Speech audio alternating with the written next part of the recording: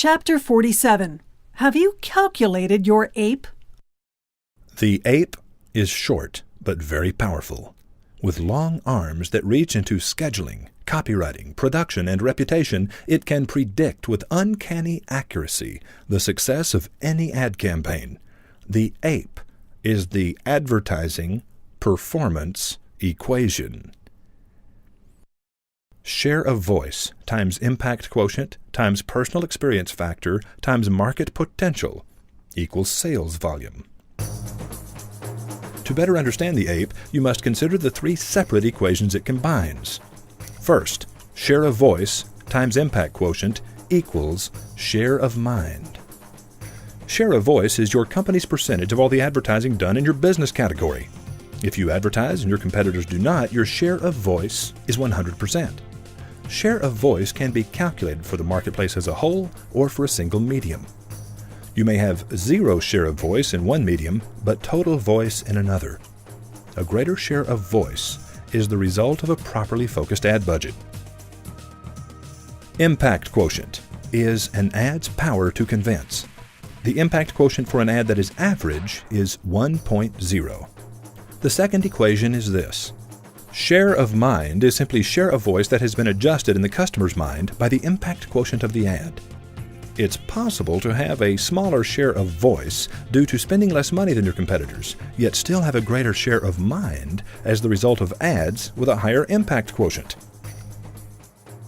Share of mind times personal experience factor equals share of market.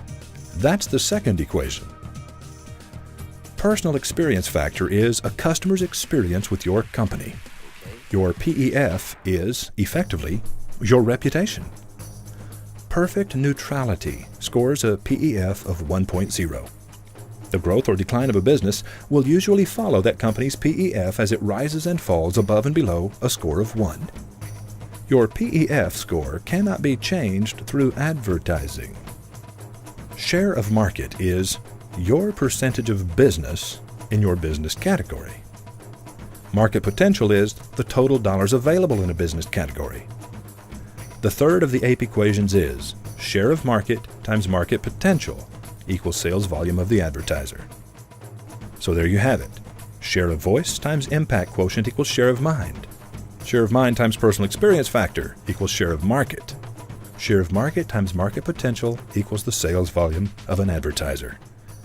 Now, as an exercise, if you were to calculate the impact on share of market and the annual sales volume of an advertiser who has a PEF, or a personal experience factor, of 1.8, that means he scores 80% above the customer's expectations.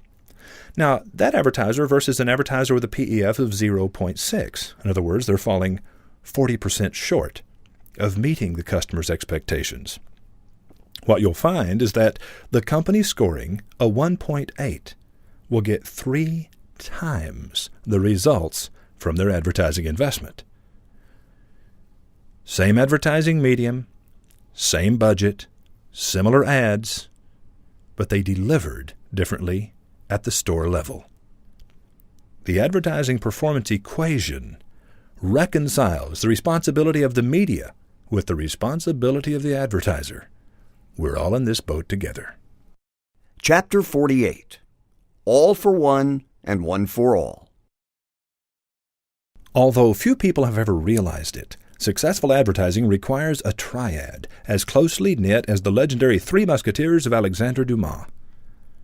Share of voice is in the hands of the advertising sales representative. It's the sales rep's job to deliver the greatest share of voice the business owner's budget will allow. Beyond this, the rep can do very little. Impact quotient is the responsibility of the ad writer, the member of the team who is most often overlooked and underpaid. Without persuasive ads, share of voice is of little benefit. Yet you'll often find the ad writer at the very bottom of the food chain.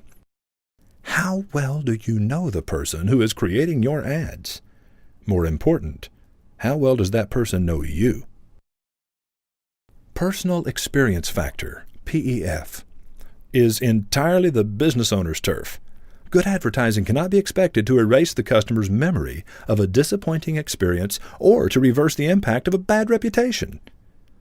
Conversely, the positive momentum created by good advertising will be accelerated by a customer's happy experience. Is your company careful to deliver all that your ads promise? For the past 30 years, demographic targeting, gross rating points, and media mix have fostered an atmosphere of finger-pointing and blame-shifting within the advertising community. Utterly ignoring these sacred cows, the advertising performance equation reconciles the divergent responsibilities of the sales rep, the ad writer, and the business owner. Legendary ad campaigns are born in that magical instant when each member of this unlikely trio realizes that success is impossible without the best efforts of the other two. All for one and one for all. Though an enemy might prevail against one who is alone, two will withstand him, and a cord of 3 strands is not quickly broken. Solomon. Chapter 49. You can't hear a decimal point. A full-size, long-stemmed American Beauty rose in 24-karat pure gold, measuring more than 14 inches from the tips of its delicate petals to the bottom of its substantial stem. This gold rose is fantastically special, utterly unique, one of a kind, just like she is. At $29.99, it's the solitary rose she will cherish forever, a rose that will have the neighbors talking for years to come. Available exclusively at Hooter Scooter Jewelers. Sounds great, doesn't it? So tell me, is the rose $30 or $3,000? Translating a print ad into a radio ad is a lot like translating English into Japanese. It should never be done word for word. Prices ending in 99 are prices written for the eye. The ear works a whole other way. One of our clients objected recently when we rounded the prices on a list of items for a radio ad. $3.99 became $4, $4.99 became $500, and $99.99 became $10,000. The client wanted accuracy and demanded that we change the prices back to the series of 99s. The resulting radio ad sounded like an auctioneer gone berserk.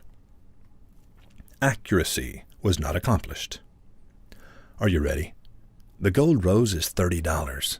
It is full-size and unique because each gold rose begins as an actual American Beauty rose that is saturated in chemicals, then electroplated in 24-karat pure gold. How many listeners might have assumed the rose was $3,000? Fortunately, we insisted on saying $30. The key attribute of print media is accuracy. The power of the spoken word is persuasion. If you're hung up on black and white accuracy, I suggest you stick to print media. But if you want to persuade the world, use TV or radio and the power of the human voice. Whatever you do, please don't impose the narrow rules of print media on the limitless possibilities of the spoken word. Ability is useless unless it's used. Robert Half. Chapter 50. You must be present to win. Andy Carroll walks the sidewalks of the Strip in Las Vegas, never noticing what surrounds him. Bathed in unthinkable watts of neon splendor, casinos rise from the earth like palaces in a dream, and people walk past him dressed like royalty in the night. Andy Carroll just looks at his watch and yawns. Hoping to find something to eat, Andy walks into a casino and spies an obscure little sign that says, "You must be present to win." It stops him on the spot. He points to the sign and announces to the room, "That's one of the most poetic things I've ever seen in my life." Andy Carroll is a writer learning to live in the now. Andy knows that being present is the key to winning in far more ways than one. Andy is winning friends everywhere due to his ability to be present when listening to others. He's making people feel good by giving them his undivided attention. As a writer, Andy has also discovered that using verbs in their present tense is the key to winning the attention of the public in an overcommunicated society. As a result, Andy now writes in the present tense and puts his readers on the scene. Songwriters and poets often do this instinctively. Tall and tan and young and lovely, the girl from Ipanema goes walking, and when she passes, each one she passes goes, ah. Whose woods these are, I think I know. His house is in the village, though. He will not see me stopping here to watch his woods fill up with snow. The power of writing in the present tense is rooted in Broca's area of the brain. Because Broca's area is activated by verb generation rather than object naming. I run, present tense, or I am running, present progressive, conjures an image far more powerful than I have run, present perfect. I ran, past tense. I had run, past perfects, or I will run, future tense. Present tense verbs also gain power from their infrequent usage. The human mind takes delight in the unexpected. Joe Romano and I step into a fine Italian restaurant called Onofrio's and see a sign prominently displayed in the lobby. This restaurant is highly recommended by the owner. Audacity is another literary tool that leverages the power of the unexpected.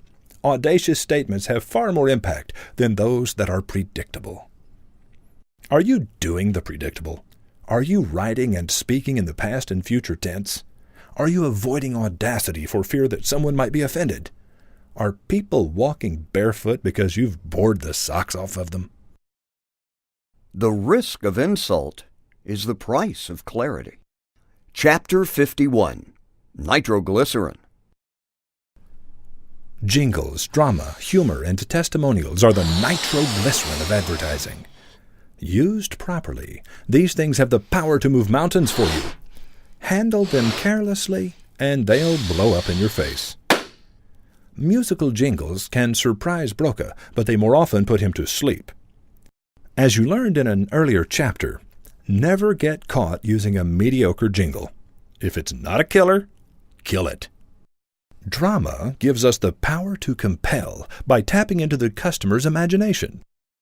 Can you produce a dramatic reenactment that won't be perceived as transparent and contrived? Predictable drama is counterproductive if it's seen by the public as a clumsy attempt to manipulate them. No one likes to feel manipulated.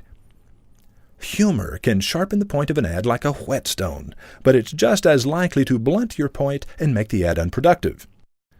Does your humor reinforce the point of the ad, or is it merely a gratuitous distraction? Often the customer will remember the humor, but nothing else about the ad. Is your goal to entertain or to persuade? Whether ad-lib or scripted, testimonials are simply another form of drama. Though your testimonial may be completely genuine and authentic, unrehearsed and unsolicited, this does not require the public to believe it. If the finished testimonial ad isn't utterly convincing, drop it like a hot rock. Extreme caution is essential when handling things of great power. The greater the power, the more difficult the control, is just as true in advertising as in thoroughbred horses, nuclear physics, racing engines, and fame. The wizard's advice concerning nitroglycerin. Never attempt to create a musical jingle or to use drama, humor, or testimonials in your ads unless you are prepared to walk away from the effort should the result fall short of the mark.